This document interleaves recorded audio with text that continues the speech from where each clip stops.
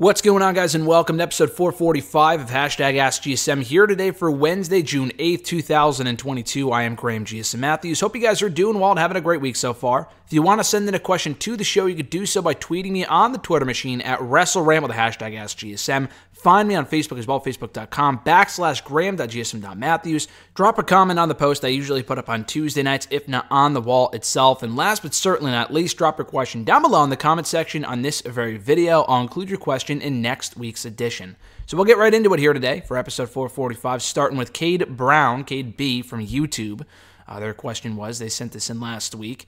Happy early birthday, Graham, and thank you, I appreciate that. It was last Thursday. His question was, he said also, thanks for all the great content over the years. I appreciate that. Thank you very much, Cade. His question was, who would you book versus Tanahashi, Takagi? I almost forget how to pronounce his name sometimes. Takagi, Naito, and Takahashi, respectively, at Forbidden Door. So with Tanahashi, obviously, well, you said, I assume you sent this in before Dynamite, where they made it clear that he'd be facing CM Punk.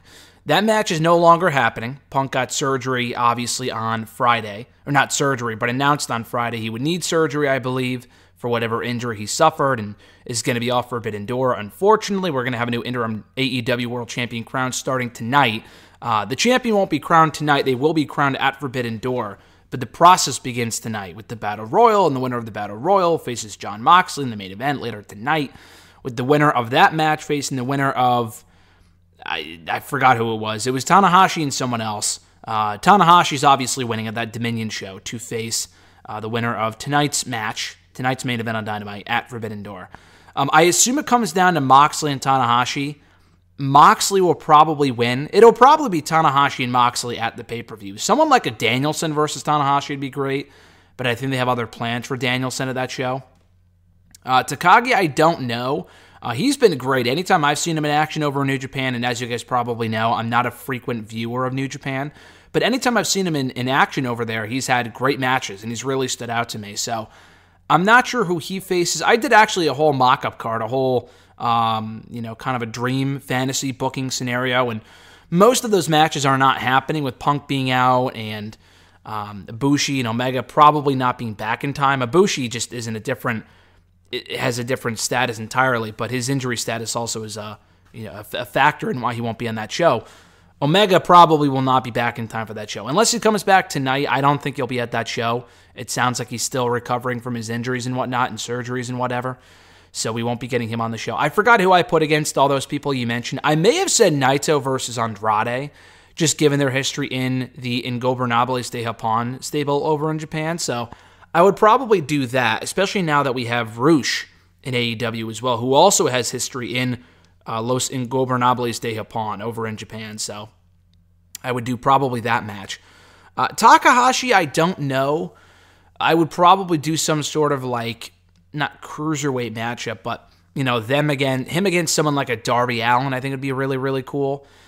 Takagi, I don't know. I probably would put him in a multi-man match. I'm not sure who he would face if he were to face someone from AEW. I'm not sure, but those would be the other matches I would do with Takahashi, Naito, and Tanahashi for Forbidden Door. Micah Does It from YouTube, their question was, how do you get these interviews with the WWE superstars? What do you do to get them? A majority of the interviews I get, whether it be with WWE stars, AEW people, Impact, whatever, a lot of people just approach me to talk to them, to promote whatever they have going on at this point.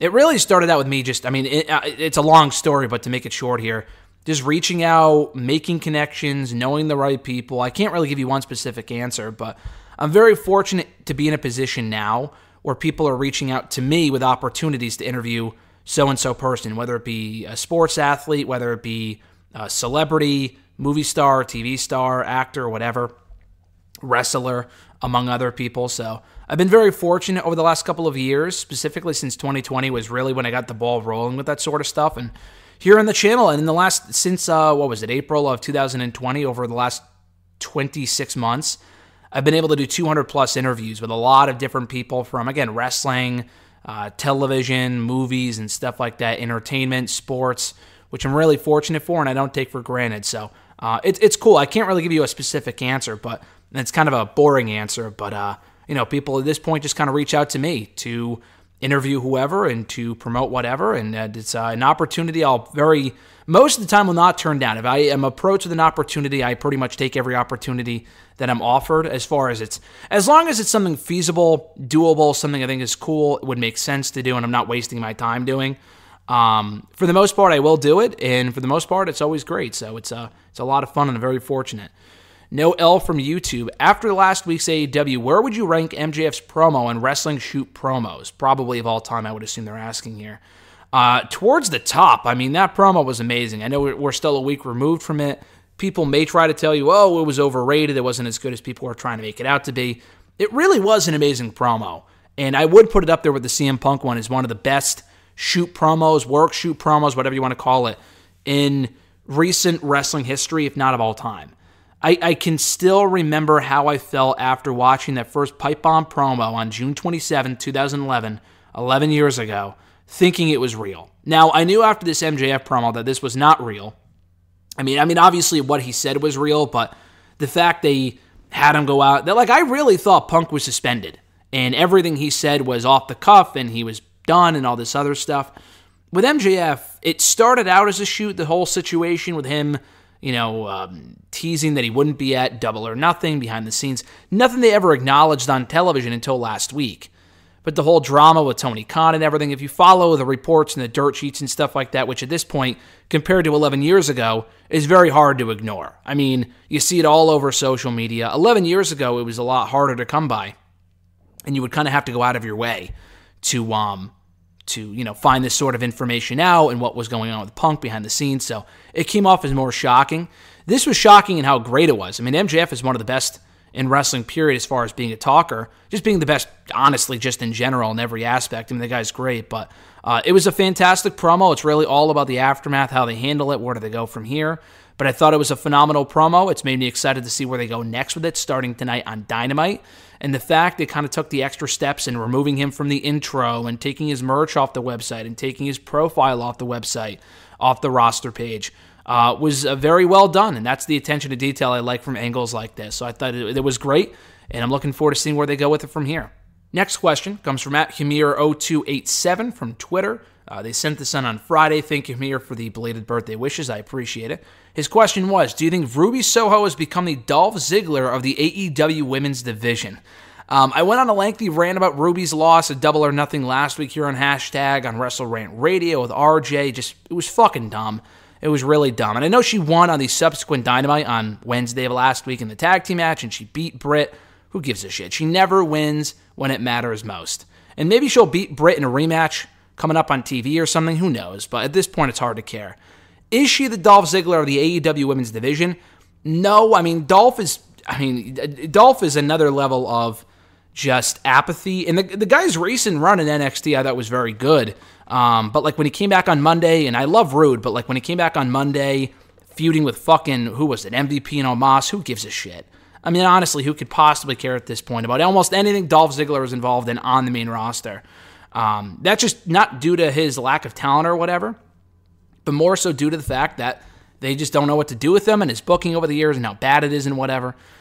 Dolph, but that's the thing though, Soho has only been in AEW for the last, 9 months? Dolph has been in WWE for the last 13, 14 years as Dolph Ziggler. So, the only equivalent I can really think of to Dolph is Natalya, who actually also had recently had a run in NXT. Natalya is another one where she's been in WWE for the longest time. Her booking has not been great. The thing with Natalya, though, is that I just find her to be very mediocre in the ring. Dolph is far better than she is. But it's kind of the same thing where she's like the Dolph Ziggler of that women's division in WWE, where she's always around, not much character change. She's done it all. Really hard to care about her or, whatever she's involved in or whatever. Soho's only been in AEW, like I said, for the last 9 months. She's not quite at that point yet. And the biggest difference between Ruby and Dolph is that Dolph did win it when it mattered most on a few different occasions. Ruby has yet to pick up any sort of meaningful win in AEW. Aside from the Casino Battle Royale when she debuted back in September, she lost to Britt once on pay-per-view, and again at the first time being at the New York City show in September. And she also lost to Jade Cargill in the first Dynamite of this year, where she fell short of becoming the inaugural AEW TBS champion. Dolph was at least a former 2-time world champion in WWE, NXT champion just recently, multi-time tag team champion, intercontinental champion, United States champion. He won the Survivor Series match back in 2014. He's won his fair share of big matches. Ruby Soho has yet to win shit. Come 2032 when she's still there and really hasn't done a hell of a whole lot, maybe, but as of right now, I don't really see the comparison. She's not quite damaged goods yet. Dolph is damaged goods because he's been around for so long. Aside from the NXT run, I'm kind of beyond the idea of them really ever doing anything of note with Dolph Ziggler. Just focus on the future at that point.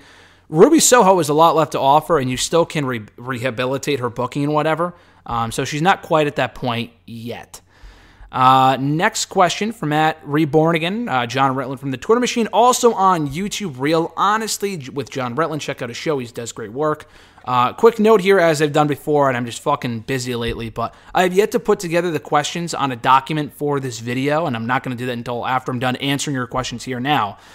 So if I miss any questions, I apologize. Some of them I skip over just because I've answered them a bunch, or it's just really, I have no answer for it. But other than that, though, if I somehow skip your tweet or your question or whatever, I apologize. Usually I'm better with this sort of stuff, but I'm just not all that prepared today. His first question was, so Finn Balor's turn on Raw was certainly something, was it not? It might have worked if the group was more established and if Judgment Day hadn't won literally 24 hours before at Hell in a Cell. I'll go into more depth about this on WrestleRant Radio tomorrow. I talked a bit more about it in my Raw review on WrestleRant.com, cheap plug from earlier this week on Monday. I am not a fan. I think Finn Balor turning heel is cool. I was actually hoping he would be the 4th member of Judgment Day. The problem is that it's hard to care. With Finn Balor, he's another example of a guy like Dolph, not quite there yet, but is he damaged goods? Not as much as Dolph is, but they have spoken time and time again about how Finn Balor is a guy they're not going to do anything of note with. He's just not a guy they see the future in. He's not really a guy they see as a future main eventer. He's just a guy that exists on the roster in the role that Jeff Hardy once occupied before he was let go late last year, and that you can help elevate other talent. And he's popular, and now he's a heel, which is long overdue. His heel run in NXT was great, so it was short-lived, but it was great. So trying that out on the main roster was long overdue.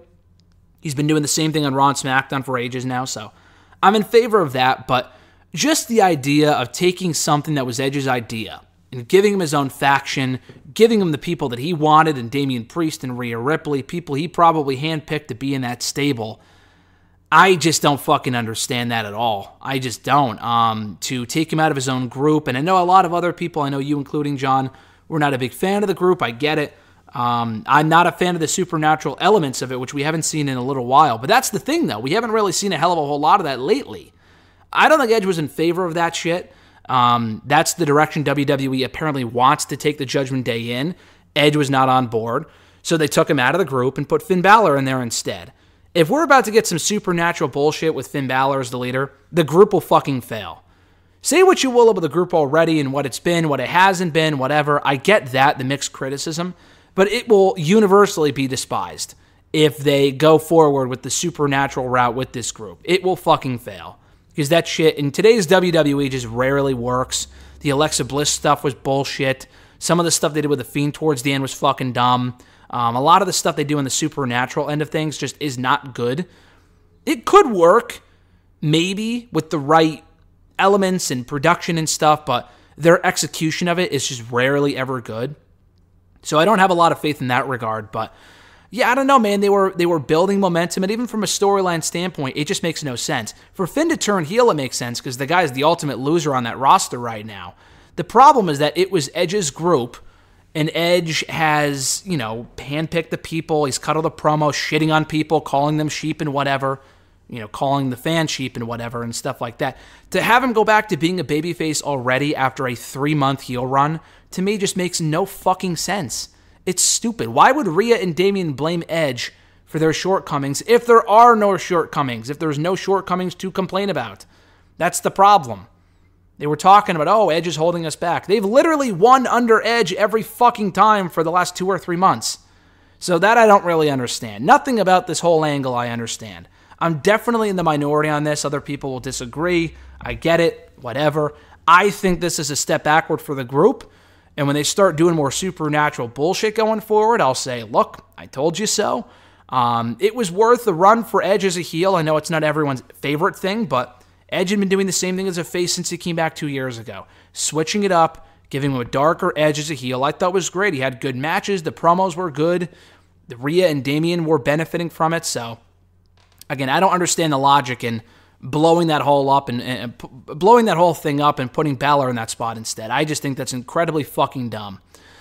John's second question here. In regards to the AEW Interim Championship possibilities, who do you think will be the company's choice? Moxley seems most likely, but some have made the case for Tanahashi to win it.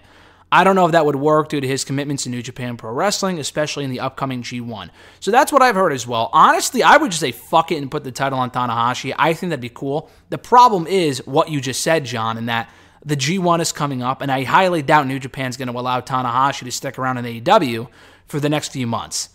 If he's only going to be around once a month as the champion, I would hope Tony Khan is smarter than that. Do not pull a Brock Lesnar. Do not pull a Roman Reigns. It's not fucking worth it. The whole point of an interim champion is to have a champion around while Punk is not here. So I would put the belt on Tanahashi if we knew he was sticking around in the U.S. for the foreseeable future. If he's not, then probably Moxley would make the most sense. MJF I've heard arguments for as well. I just feel like it would be rushing the story. He just cut the pipe bomb promo last week.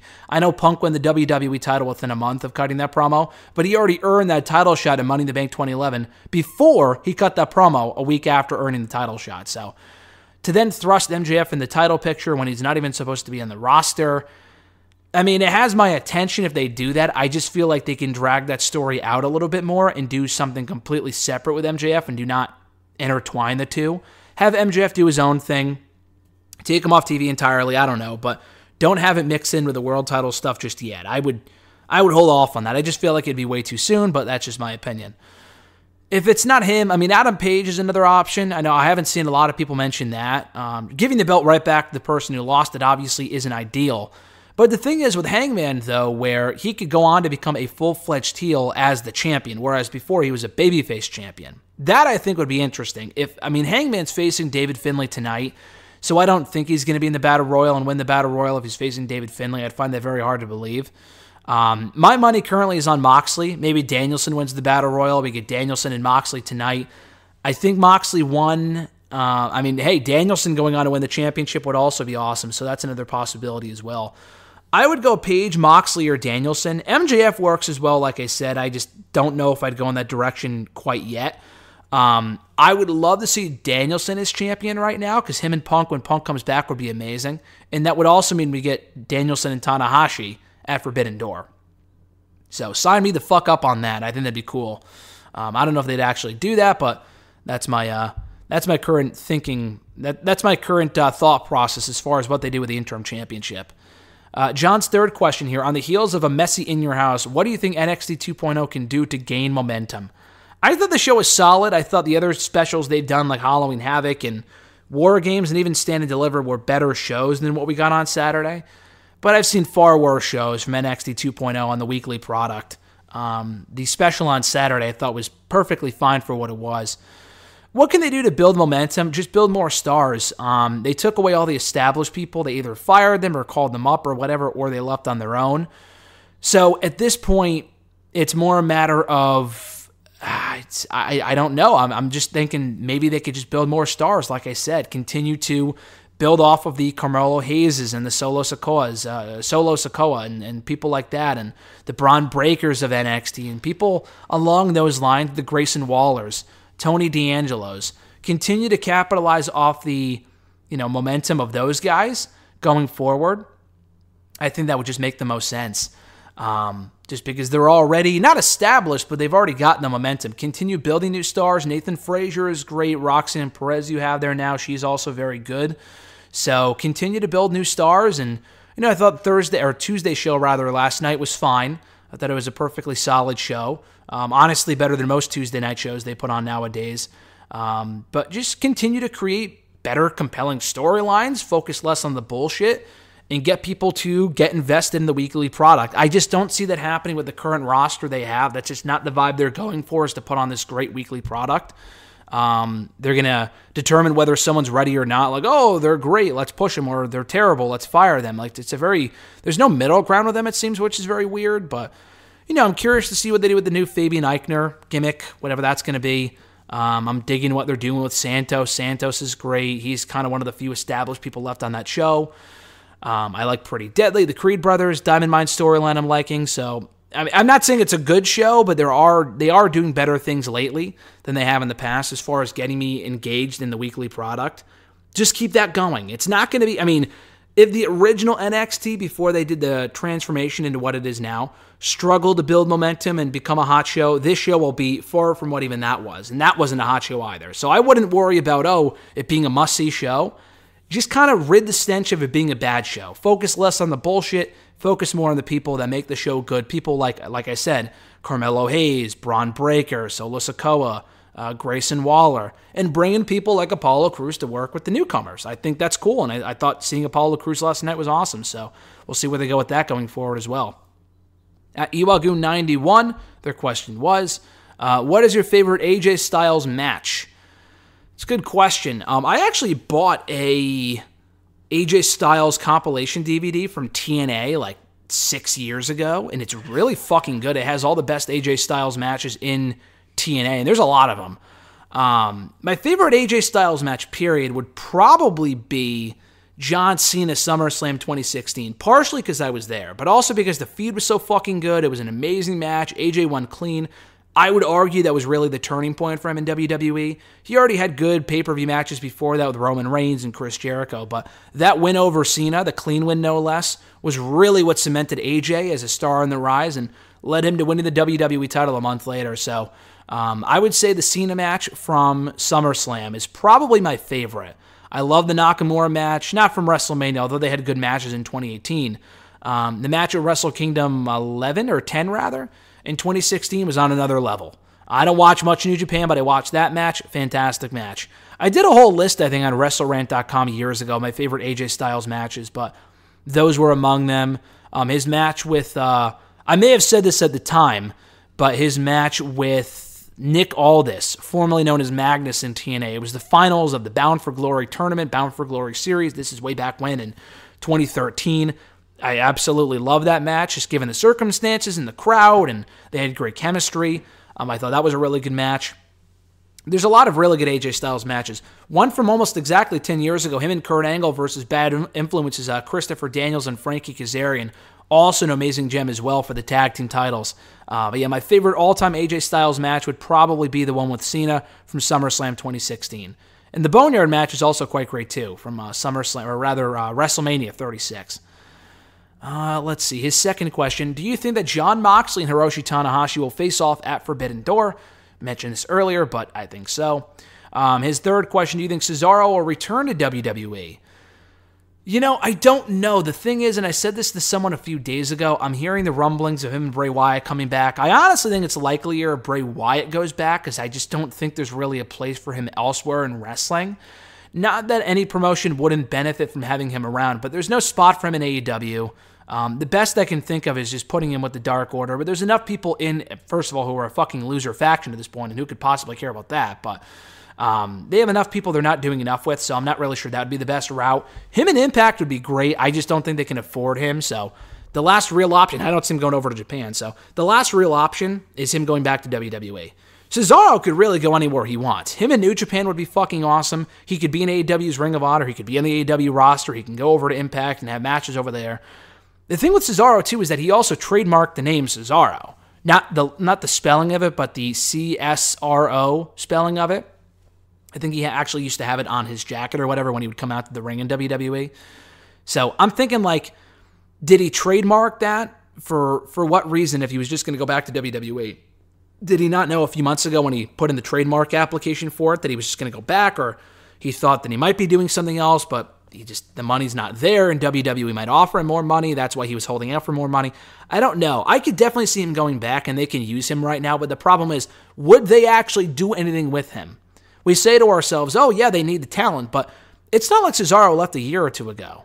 We haven't seen Bray Wyatt in WWE since early 2021. We saw Cesaro in the company as recently as fucking February, and they were having him job out to fucking Sheamus and Ridge Holland. almost every single week. So how much of that would really change if they brought him back to SmackDown or to Raw? Nothing. They wouldn't. He already faced Roman Reigns. What more is there for Cesaro to do in WWE? I would like to see him. I think Cesaro is awesome. I just want to see Cesaro somewhere, period. But I honestly would be more excited with Cesaro trying out his luck in an AEW Ring of Honor or an AEW itself. And he'd probably get lost in the shuffle, but he'd probably just get lost in the shuffle in WWE as well. So he might as well try something new or go to Impact or go to New Japan. That would be my best guess. That's really what I would want to see personally. At Kyle Rochelle 19, their first question was, I love that Rhea is facing Bianca at Money in the Bank. How do you see both women working on the mic? Both women are great, but with Judgment Day, the promos do not make sense to me. Will it be difficult because Bianca and Rhea want to make this feud work? I think the feud will work. Rhea's promos have gotten better. Bianca's a good talker. Not really sure what you're worried about. Really, their strengths are in the ring. So I think the match will speak for itself regardless of how good or bad the build is. To me, the match sells itself. Whatever they say on the mic in the coming weeks, in the next few weeks, doesn't really concern me. I'm sure that'll be fine. That's not really the drawing point of this program for me. It's more so the matches. So I'm just looking forward to the match. The promos may not be great, but the feud will work. They are the two top performers in that women's division beyond Becky Lynch and maybe Asuka. So I'm looking forward to seeing what they can do in Money in the Bank. It should be a killer match. And I'm really excited that we're getting it. I thought they would hold off until SummerSlam.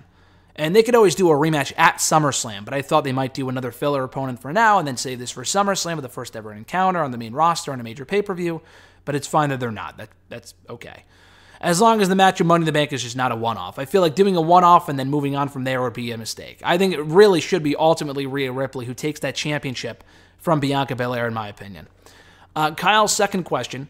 Now that Finn Balor is now a heel and part of Judgment Day, and I love it, he says, it will be good for Balor, but kicking Edge out was interesting. Did they do that because Cody Rhodes is taking time off and they need a new top babyface? Why not Seth and have him go after Roman? Remember. So here's the thing. I completely fucking agree. I thought they did it because Cody Rhodes is gone and they need a new top babyface on Raw. What they did on Monday, and that was never reported, that was just the speculation among fans. Fightful later reported last night that they booted Edge out because he didn't want to do the supernatural bullshit. Now, maybe I'm reading that wrong, but it sounded like he said no to doing that shit, and they just gave his faction to someone else. That is fucking stupid. That is really dumb, because the whole idea was Edge's idea in the first place. So to just pass it off to someone else that's willing to do the bullshit that he won't, when it's justified why he wouldn't want to do it, is ridiculous. Assuming that's true. And it makes sense, too, that would be the reason. I mean, if it's the whole, that we need a new top babyface on Raw, that's bullshit. Bobby Lashley got a great reaction at the pay-per-view on Sunday. Why would they need to push anyone else but Bobby Lashley? Why would they push anyone else but AJ Styles? They have Riddle. They have Randy Orton when he comes back. I mean, they have a plethora of babyfaces. They did not need to turn Edge. I mean, Balor turning heel was fine. I mean, him turning heel was great. But that's the thing, though. They took one heel, and they just had a face and a heel. They did a double turn of Balor and Edge. So, again, what's really accomplished by doing that? You could have put Finn Balor in the top babyface spot. That was really the issue. I just don't think that is the issue. And like you said, if anyone's going to go back babyface, Edge just turned heel 3 months ago. I would not have it be him. I would have it be Seth Rollins, like you said. I mean, I thought what they did with the attack was fine. It sets up Cody Rhodes. It makes sense for him leaving and whatever. I guess, but here's the thing, though, with Cody Rhodes. Or with Rollins, rather. He lost to Rhodes 3 times. Unless they come back and do the match a fucking 4th time when Rhodes comes back, which they should not, there's no reason to continue this shit. And it puts more heat on Rollins while Cody Rhodes is away. But Rollins, has he gone as far as he can go in the current heel role? I know we were all begging for him to go heel 3 years ago, and he did it, and I think he's done a great job. But people are already singing the song. People want to rally behind Seth Rollins. He was kind of already playing the babyface role earlier this year. Just embrace it and go with it. He doesn't have to completely ditch all the dumb clothing, attire ideas, whatever, but embrace it, have him be a tweener, and revisit the Roman Reigns feud. I would do that in Money in the Bank. The problem is that, they already did, they already did the match, but that's not the issue. It's that they already didn't advertise Roman Reigns for that show. They took him off the advertising, so he's not going to be there apparently. So Roman Reigns will not be defending his championship again for a 3rd straight consecutive pay-per-view, which is so fucking dumb. Maybe you could do it at SummerSlam. I don't see that being the case. It's probably going to be Riddle or Orton or whoever. So I just don't see that happening. But yeah, that is what it is. And I thought what they did on Monday with the whole Judgment Day shit, as I said earlier, I was not a fan of it. I just thought it was stupid. And I think there were better ways to accomplish what they wanted to do than by kicking out Edge from the group. It's not like they disbanded the entire group, which would also be stupid, but they took out the main mastermind, the guy that put the group together 3 months ago. And they haven't even lost. Edge has been undefeated since September. So again, what is accomplished by doing what they did? That I just don't understand at all. At noob_n_co1991, he also asked about the Balor, Edge, Judgment Day stuff. I already talked about that. His next question, what are your predictions for Always Ready this coming weekend? And will Matt Cardona show up on time? Or show up in time? He also asked about the Hex retaining the women's tag team titles, Camille, blah, blah, blah. Yeah, I'm curious to see what they do. I don't really have any predictions. I don't think we're getting Cardona and all this for the championship. I don't know what they're going to do with that championship instead. Cardona got hurt, which sucks. I actually have an interview coming out with Matt Cardona this week, I'm hoping, so keep an eye out for that, talking Always Ready and other NWA-related stuff. But, yeah, I don't really know what they're going to do. I forgot the other matches on the show, honestly. I'm looking forward to the show. I just know the major match they were advertising was Aldis and Cardona, and that's not even on the show anymore because Cardona got hurt, unless they do something else entirely. So that's a bummer. That really is a shame. I don't even know what the other matches on that show are, to be honest with you, but I'm expecting a solid show. The last couple of NWA pay-per-views have been pretty good, honestly. The weekly product isn't exactly must-see, but the pay-per-views have been solid, so we'll see what they have in store for Always Ready. Talking about for his next question, the MJF pipe bomb promo, he said it was very shocking. Do you think it was a shoot or a work? To me, it's got to be a shoot because Warner Media wants AEW to remove MJF from AEW. Now, it's a work shoot, brother. They would not allow him to talk for as long as he did if it wasn't a worked shoot. Everything he said, I'm sure he's legitimately feeling, but they wouldn't have advertised him. They wouldn't put him on the show if they thought he was going to go off on them the way that he did. Everything they did was done for a reason to make you think it was a shoot. It was a work shoot, and that everything he said was true, but they worked it to make it look like it was completely real. They went off the air because, oh, whatever, it's so shocking of what he said, like we don't condone that, whatever. So yeah, it was definitely a work shoot, and it was amazing. I talked about it earlier. I thought they did a great job with it. The execution was wonderful, and we'll see where they go with it starting tonight on Dynamite. At E13A, did you hear about Morbius' theatrical re-release? I did. And I saw it last night. So the timing of this question was the timing of this question was great in that I don't know if it was you, Emmanuel, or someone else. Someone asked me a while ago, did I see Morbius? Well, I see Morbius. So not that I wanted to see it. When I heard the initial reviews come out and that it was fucking terrible, I didn't want to see it to see, oh, it's going to be a great movie. I just wanted to see it because I saw Venom, I saw Venom 2, I saw the Spider-Man movie, so I wanted to see how it connected because I saw Vulture in the trailers. I won't spoil anything here, but that stuff isn't even in the movie. It's in the post-credit scene, so the initial trailer came out a few years ago. They had to kind of rework some stuff after other movies that came out in recent months, so no spoilers. The movie was fucking terrible, but it really was worth the experience. I had a gift card to go see, not that movie, but I had an AMC gift card, so it's not like I spent a shit ton of money to go see Morbius, and it was $5 anyway, so I didn't spend a fortune going to see that movie, but the funny thing is that the tweet that you tagged me in talking about Morbius, that tweet says, the Great Morbius re-release resulted in $85,000 Friday gross, less than Fantastic Beasts 3, despite being in nearly double the number of theaters, with a whopping $82 per theater average, which is fucking abysmal. The funny thing about that is that the theater that we saw the movie in last night, Morbius, it was packed.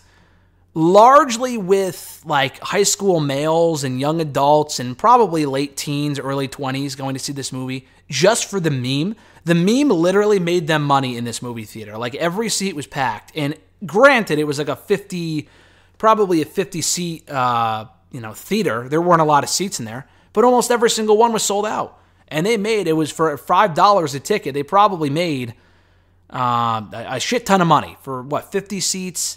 $250, at least in my theater. I mean, at $5 times 50, right? Would 5 times 50 be 250? Yeah, it would be, right? So that's a lot of money. They made a lot of money in my theater. But yeah, the movie was abysmal. It was worth seeing for the meme alone. It really was as bad as people were saying it was. And it was one of those movies, though, that it was so bad it was entertaining. It was actually an unintentional comedy, is what I found it to be. So, the fact they re-released it because they thought people wanted to see it, and I guess they did based off my theater, just based off the memes and people making fun of it, is pretty comical. So, that's good stuff. At E13A, their second question was, might be too hypothetical, but do you think AEW will ever give a lower mid-card wrestler a main event push? Example, Jinder Mahal. I don't know if they would do it as suddenly as they did with Jinder. Jinder was never planned out to be the WWE champion 6 months in advance, a year in advance, even a fucking month in advance. They didn't start pushing Jinder until after he had been losing every fucking match he had for months on end. And they're like, you know what would be great if we had Indian representation in the company, which honestly is cool. Like if they want to boost that market, great. I think Veer is great currently. That's awesome. The problem is that Jinder, one, isn't very good, and two, it came completely out of nowhere. If you want to do like the shock title win, you got to do it with the right person, and it was a shock title win. People will never forget when Jinder Mahal became WWE champion. But the reign that followed was fucking awful. The promo sucked. The presentation was great. The matches were awful. No one really got over. They hurt Shinsuke Nakamura. Jinder did not come out of that a main event star. The guy's been a loser ever since. So again, what did it really accomplish aside from making some money in India for a 6-month period? That's it. I don't think Tony Khan would do things purely off of, like, oh, my gut instinct right now is to push this person. Let's put the championship on him tomorrow. Excuse me. Unless things went south. Like, for example, honestly, a great example would be the Punk situation right now. They need to crown an interim champion. If there was ever a time to push someone randomly out of the blue, like a Jay Lethal, for example, and give him the championship tomorrow, it would be now a time where they would do that. I just don't think they would, because I think Tony Khan realizes to go from, unless they've done this and I just haven't noticed, but it's not all that likely, it's not all that often where they take someone out of obscurity who's been on Dark for 3 years. Like Sonny Kiss is not going to be in that Battle Royal and win the whole thing. They're not going to do that because it would make no sense. It would come out of nowhere, and people probably would not respond well. Not because Sonny Kiss isn't good, because he is good. It's the fact that it would be completely and utterly fucking random. AEW does a lot of dumb stuff too, but that thing with Jinder just made no sense because it was so abrupt, and he's not even that good to justify getting that sort of push that quickly. With the right person, it could work in AEW, but they plan everything out so methodically and meticulously and stuff like that. I just don't see it happening. And I think that might be a good thing. I'd rather see them, utilize more long-term booking, not long-term booking where it's over the course of like 10 years. They tend to drag stuff out over the course of 6 months, like the Julia Hart thing went on for like fucking 5 or 6 months. It's like, dude, just move on already. It's fucking terrible. Beyond that, though, I just don't see them doing that, and that's probably for the better. Last question, or 2 questions from at Justin David Kish. His question was, first one being, do you feel that WWE misbooked Judgment Day with Edge's departure so early? I do. I talked about this earlier, but I would not have done what they did. I thought that was incredibly fucking stupid to have Edge be booted from his own group so quickly. It was literally within 3 months. They formed, not even 2 months, they formed the group at WrestleMania, and 2 months later, after winning almost all of their matches, they're already not the same incarnation of what they were as what they started as. And they put Balor in there instead. And Balor is great. Balor will try to make it work to the best of his ability. I'm not saying it won't work. But Edge was tailor-made for that role. I mean, the guy was doing great work on the mic and in the ring, in my opinion, so why fuck up something that isn't broken? Unless you just want to spite the guy because he wasn't along with the supernatural bullshit. I mean, come on, fuck off. That's stupid. That was one of those times where I'm like, why would you do that? It was confusing, it made no sense, and it made me disappointed that the Edge stuff was cut short so quickly. I mean, him being a babyface is great, but he was just doing it 3 months ago. Like, we just saw that. Give me something new. Give me something different. This was different. They already fucked it up. That's just wonderful. His last question was, I am personally a huge fan of NXT's Zion Quinn. How far do you see Quinn going in the WWE? And do you see him as a future world champion in the coming years? I mean, not saying that he won't be. I mean, like I just got done talking about, Jinder Mahal was a fucking champion, so if Jinder Mahal was a WWE champion, really almost anyone in this company can be the WWE champion. I'm not even joking. I know they did that with Jinder to, like I said, boost the Indian market and whatever. But isn't Zion Quinn like Filipino or something? Like, hey, maybe that's their reason for pushing him. But I like Zion Quinn. I think from what I've seen of him, he's good. He hasn't exactly progressed as a character. He's not a great talker. and he's just kind of generic is the problem. I really liked him early on when he was doing like the Wardlow thing on Level Up and 205 Live when he was just squashing random jobbers. I thought that was great. I wish they did more of that sort of stuff with him. What they have him doing now, turning him heel, is probably for the best. I don't know. He's just kind of missing something right now. I don't know if it's a manager or what, but I like Zion Quinn. Will he be a future world champion? Probably not. But then again, I mean, Wardlow, people might argue, oh, he was generic when he first started too, and now he could be a world champion at some point. So I'm not saying it's impossible. He has the look of what Vince McMahon would probably like.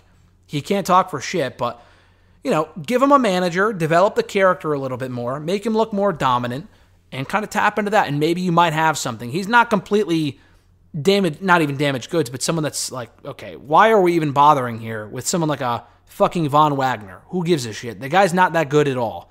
Josh Briggs is decent in the ring. The whole country shit is stupid to me. I don't see him winning singles gold ever. But I could see it for Zion Quinn. He doesn't have a lot of fanfare right now. The whole Santos feud was kind of a waste of time, but, if they repackage him, put some effort into pushing him, it could work. It could work, so we'll see where they go with him from here, and if he has a bright future ahead of him or not. That's going to do it, guys, for episode 445 of #AskGSM here today for Wednesday, June 8th, 2022. Thank you guys, as always, for checking out the show. I appreciate it. Be sure to like the video, drop a comment, share the video, and subscribe to the channel for more daily content. And if you want to send in a question to the show, you can do so by tweeting me on the Twitter machine at WrestleRant with the #AskGSM. Find me on Facebook as well, facebook.com/Graham.gsm.Matthews. Drop a comment on the post I usually put up on Tuesday nights, if not on the wall itself. And last but certainly not least, drop your question down below in the comment section on this very video. I'll include your question in next week's edition. Have a great one, guys. Enjoy the rest of your week. I'm Graham GSM Matthews, and I'll catch your ass down the road.